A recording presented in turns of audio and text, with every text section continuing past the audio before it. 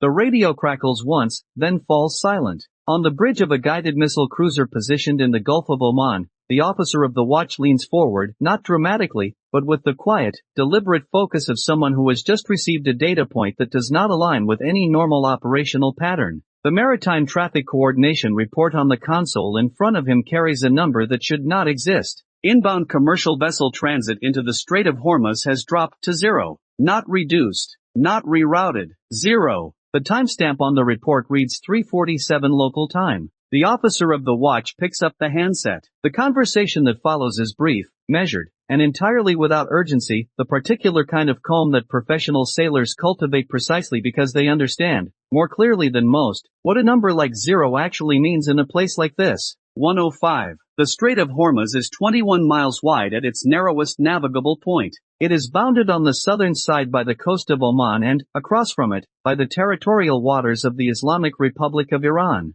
Through that narrow corridor, approximately 17 to 20% of the world's total oil supply moves on any given day, crude shipments bound for European refinery terminals, liquefied natural gas cargoes on charter to markets across the Atlantic, tankers of such size that their turning radius alone could encompass a mid-sized harbor. It is, by any serious measure, the single most consequential maritime choke point on the surface of the planet, and as of 3:47 on this particular morning, it is closed. 2:15. The closure does not arrive entirely without context. Iranian officials have issued threats to restrict or shut the Strait of Hormuz on numerous occasions over the preceding 3 decades, typically framing such statements as responses to economic sanctions, military pressure, or what Iranian leadership characterizes as hostile encirclement. Defense analysts have long categorized those statements as a combination of strategic signaling and political leverage, real in intent, constrained in execution. What is unfolding now, according to multiple defense sources, is different in both its specificity and its observable backing.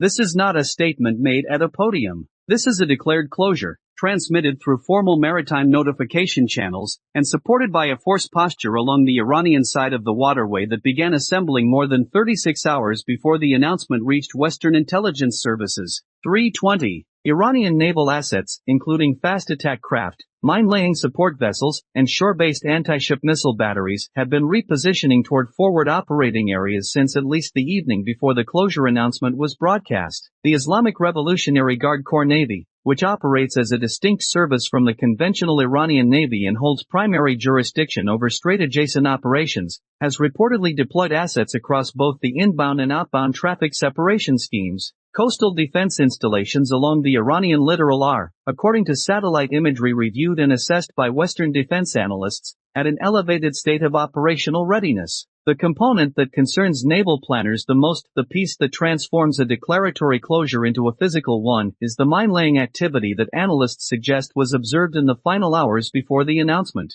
4:30. Naval mines occupy a specific and deeply uncomfortable position in maritime threat doctrine. They do not require targeting solutions, fire control integration, or coordinated crew action to be effective. They require placement, patience, and a waterway through which something irreplaceable must eventually pass. The IRGC Navy has conducted documented mine-laying exercises on multiple occasions across the preceding decade, and the vessel types observed repositioning in the final hours before the closure announcement include hull configurations consistent with bottom mine deployment operations. Whether live ordnance has already been placed within the navigable channel is, at this moment, unconfirmed. That uncertainty alone is sufficient to halt commercial transit entirely. Shipping operators do not wait for confirmed detonations before rerouting. They wait for verified clearance. The difference between those two conditions is measured in time, in capability, and in political will. 5:35. The United States response is initiated before dawn, Washington time. The directive does not originate from a fleet commander, nor from a regional combatant command.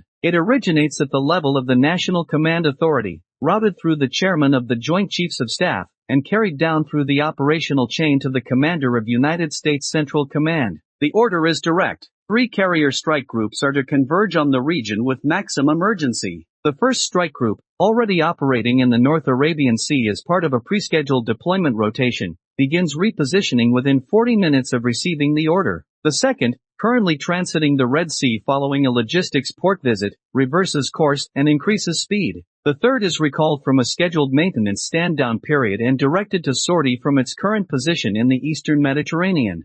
6:45. The movement of a carrier strike group through open water is not a discrete event. Each group is built around an aircraft carrier displacing in excess of 100,000 tons at full load, accompanied by a guided missile cruiser, 2 to 3 guided missile destroyers, an attack submarine operating in coordinated support, and a combat logistics force vessel. The carrier alone requires a flight deck crew exceeding 2,000 personnel to sustain continuous flight operations across a standard sortie cycle. 3 such groups maneuvering simultaneously toward a single geographic focal point constitutes, by the historical accounting of American naval power projection, the most significant concentration of carrier-based combat capability assembled in a single theater since operations in the Persian Gulf region in the early 1990s. The visibility of that movement is not incidental. It is the first message. 7:55. Aboard the lead carrier, now designated the operational command platform for the emerging crisis response, the air wing begins its methodical transition from standard deployment posture to sustained alert readiness. Aircraft maintenance cycles are compressed and prioritized. Ordnance elevators cycle continuously, bringing weapons from deep magazine spaces, below the waterline, protected by the full mass of the ship up to the flight deck staging areas where ordnance crews work through preload checklists with practiced economy. Electronic warfare aircraft are brought to full systems readiness. The strike planning cell, housed in a compartment deep within the carrier's island structure, is fully manned. The officers working inside it are not generating options. They are refining the options that already exist, built, rehearsed, and maintained for exactly this contingency. 9:05. Coalition partners move in parallel. The Royal Navy, with a Type 45 air defense destroyer and a Type 23 anti-submarine frigate already operating in the Gulf of Oman as part of a standing maritime security task group, repositions both vessels to provide layered sensor coverage of the southern approaches to the Strait. The French Navy contributes a maritime patrol aircraft to expand the recognized air picture. NATO's maritime coordination architecture activates enhanced monitoring protocols for the region, drawing in additional patrol aircraft and surface assets from multiple member states operating across the broader theater. By mid-morning, the combined maritime recognized picture being assembled in the headquarters of the Combined Maritime Forces in Bahrain represents one of the most densely populated operational displays generated for this theater in recent memory. Every contact has a track. Every track has a classification. Every classification carries a decision threshold. 10:15. The first substantive intelligence product regarding Iranian operational intent reaches the task force command not through signals collection, but through a source described in the assessment only as a regional partner with confirmed access to IRGC command communications. The report is assessed as credible, but remains unconfirmed at this stage. Its content is precise. Iranian fast attack craft operating in the Strait approach zone have reportedly been issued rules of engagement authorizing the use of force against any commercial or naval vessel attempting transit without explicit clearance granted by Iranian maritime authorities. The authorization is not a warning protocol. It is, if the assessment is accurate, a standing shoot order conditional on transit attempt. The implications of that single piece of intelligence ripple immediately through every level of the planning process. The question on the table is no longer whether the United States will act. It is what form that action will take, and at what moment it becomes unavoidable. 11:25. The legal architecture surrounding the Strait of Hormuz is examined in parallel with the military response, because in a situation of this kind the two cannot be separated. Under international maritime law, the Strait of Hormuz qualifies as a strait used for international navigation under the specific framework established by the United Nations Convention on the Law of the Sea. That designation confers upon vessels of all states the right of transit passage, defined as the freedom of navigation and overflight for the purpose of continuous and expeditious transit. The doctrine applies to all states, including Iran. Iran is not a full signatory to the relevant provisions of UNCLOS, and has historically contested the applicability of transit passage to the Strait under its own legal interpretation. That contestation does not produce ambiguity in the coalition planning cell. It produces clarity. Transit passage will be asserted, it will be exercised, and it will be defended. 12:30. Within 18 hours of the closure announcement, the lead carrier strike group reaches an operating position from which it can project sustained, continuous air power into the Strait of Hormuz and well beyond its western approaches. Strike aircraft are placed on alert status, aircraft manned, systems initialized, weapons loaded, targets assigned to crew kneeboard cards. The carrier itself does not move closer to the Strait. It does not need to. The combat radius of the aircraft it carries extends the effective reach of the strike group well past the narrow geography of the choke point itself. This positioning is deliberate, calculated, and fully visible to any actor in the region with access to commercial satellite imagery, which, at this level of tension, means every actor in the region. The second message has been sent. It requires no decoder. 1340. The second complication arrives through a priority transmission at the Maritime Operations Center. A commercial tanker, flagged to a NATO member state and carrying a refined petroleum cargo, has been at anchor in the lower Gulf awaiting resolution of the closure. According to initial reports received by the center, a formation of IRGC fast attack craft has approached the tanker and established a sustained close orbit around the vessel, not boarding, not issuing direct threats, but maintaining proximity in a pattern that any maritime professional would recognize as coercive presence. The tanker's master activates the ship security alert system, a silent distress mechanism that transmits directly to coastal and naval authority. The signal reaches the Combined Maritime Forces Operations Cell within 4 minutes of activation. A coalition destroyer, already operating in the lower Gulf on maritime security tasking, is redirected toward the tanker's position. The elapsed time between alert receipt and ship movement is 11 minutes. 1450. The destroyer's arrival changes the tactical geometry of the situation in a way that requires no confrontation to be effective. The IRGC fast attack craft, which analysts suggest were operating under explicit orders to demonstrate coercive presence without triggering a direct engagement, break orbit and withdraw toward Iranian territorial waters within minutes of the coalition vessel entering visual range. The tanker's crew reports no damage, no boarding attempt, no injuries among crew.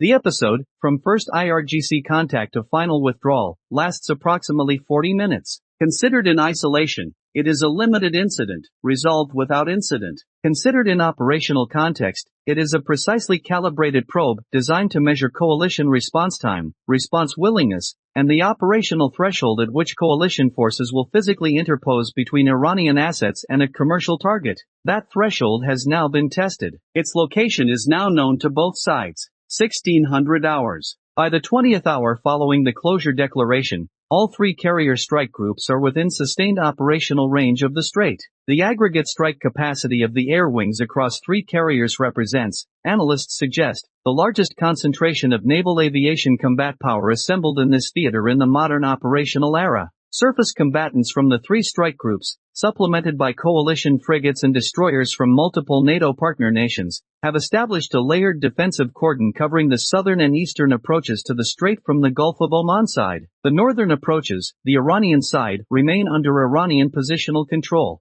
The operational geometry is now defined. The coalition controls passage authority in the international waters. Iran controls the declaration that contests it. Something will have to give, and both sides understand that the resolution will not come from statements. 1710. The crisis reaches its most operationally consequential moment not through a weapons exchange, and not through a direct confrontation between naval forces. It develops through a sonar contact. A coalition mine countermeasures vessel, a purpose-built platform, low profile, lightly armed, carrying the specific sensors and remotely operated neutralization systems designed for exactly this mission, has been ordered into the primary inbound traffic lane under close surface and air escort. The vessel moves at minimal speed, deploying towed sonar arrays and bottom scanning systems in a methodical search pattern that has been rehearsed in training exercises across multiple deployment cycles. The contact it generates approximately 4 nautical miles into the navigable channel is reported up the chain within minutes. According to defense sources, the signature is assessed as consistent with a bottom-laid influence mine, the type of ordnance that does not require direct physical contact to detonate, responding instead to the acoustic, magnetic, or pressure signature of a passing vessel. The number of contacts detected is not confirmed at this stage. The type is not confirmed,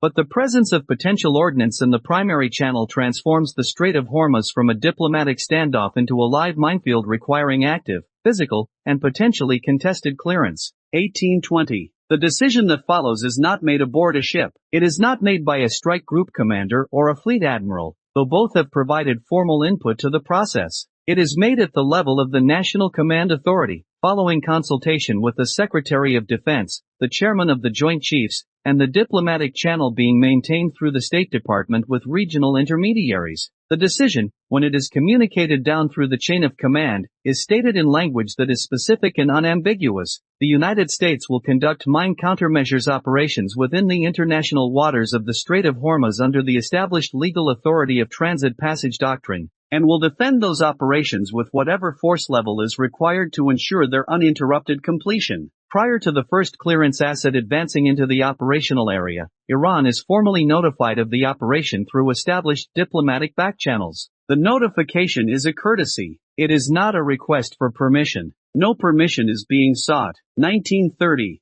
The IRGC does not attempt to intercept the clearance operation. Fast attack craft are tracked by coalition surface and airborne sensors moving from Iranian coastal anchorages toward the general vicinity of the operating area, and then, at a distance that keeps them well outside the established security zone, reversing course and withdrawing toward Iranian waters. The reversal, analysts suggest, reflects a command-level assessment that the cost of initiating direct action against a mine countermeasures operation defended by 3 carrier strike groups does not serve the strategic objective that the closure was designed to advance. The closure was intended to impose economic cost, demonstrate strategic reach, and extract political concessions. Open naval warfare against a coalition of this scale was never the intended endpoint. The calculus has shifted. The operation proceeds. The clearance work takes 31 hours. 2 contacts assessed as confirmed bottom-laid mines are neutralized by remotely operated vehicles operating from the mine countermeasures vessel. 3 additional contacts are re-evaluated by the assessment team and reclassified as geological bottom features presenting no threat to navigation. At 14:22 on the second operational day,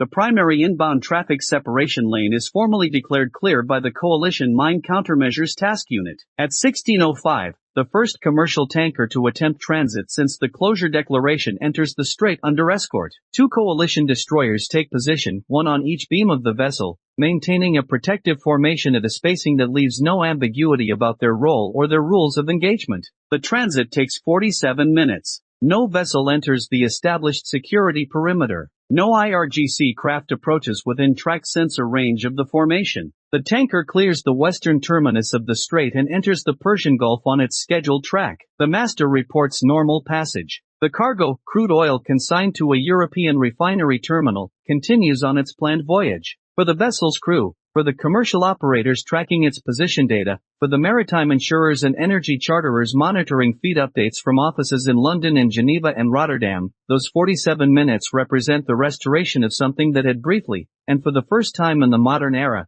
tangibly ceased to exist. The operating assumption that the Strait of Hormuz is a passageway, not a gate. Iran's official response to the coalition mine clearance operation is transmitted through state media channels approximately 6 hours after the first commercial transit is completed. The language, as reported and translated through open-source monitoring services, characterizes the operation as an act of provocation and a violation of Iranian sovereignty in adjacent waters. No Iranian official statement, defense sources note, makes specific reference to the confirmed mine contacts or their neutralization. The closure declaration is not formally rescinded through any official channel, but within 48 hours of that first escorted transit, commercial shipping movement through the Strait of Hormuz resumes at approximately 60% of pre-closure volume. War risk insurance premiums remain significantly elevated. Coalition escorts remain in operation. The 3 carrier strike groups do not redeploy. They remain on station, in formation, at sustained alert readiness. The posture they hold requires no press release to communicate its meaning. What this episode reveals, when examined with the analytical distance that only time and operational review allow, is the specific and measurable relationship between the capability to respond and the speed at which that capability can be applied. The Strait of Hormuz is not secured by declarations. It is not secured by resolutions. It is secured by the credible, demonstrable, rapidly executable capacity to put sufficient force between a threat and a choke point before the cost of the closure exceeds any political or economic threshold that would force a permanent accommodation. The deployment of 3 carrier strike groups within 24 hours of a closure declaration is not, in the cold accounting of strategic reality, a reaction to a crisis. It is the visible expression of a standing doctrine, one built across decades of investment, sustained through peacetime operational presence, and designed specifically so that the expression of it can occur before the window in which it matters has closed. The Strait of Hormuz has never closed permanently. That fact is not the result of geography or geography alone. It is the result of a standing calculus, maintained at significant cost, reasserted on every occasion it has been tested, and never fully removed from the equation regardless of the political climate that surrounds it. The force that held the Strait open on this occasion was precise, proportionate, and, in the final accounting, sufficient. The lanes are clear. The tankers are moving. Somewhere in the Gulf of Oman, on the bridge of a guided missile cruiser, the officer of the watch logs the resumption of inbound commercial traffic at 16:12 on the second operational day. The number is no longer 0. The entry goes into the log without ceremony. The watch continues. If the geometry of that 47-minute transit, 2 destroyers, 1 tanker, 1 passage through a corridor that had ceased to function, tells you something about the difference between capability held in reserve and capability visibly committed, then consider how many other straits, how many other lanes, how many other critical nodes in the architecture of global maritime commerce are being watched at this precise moment by people whose entire professional purpose is to ensure that the number in their own traffic report never reaches 0.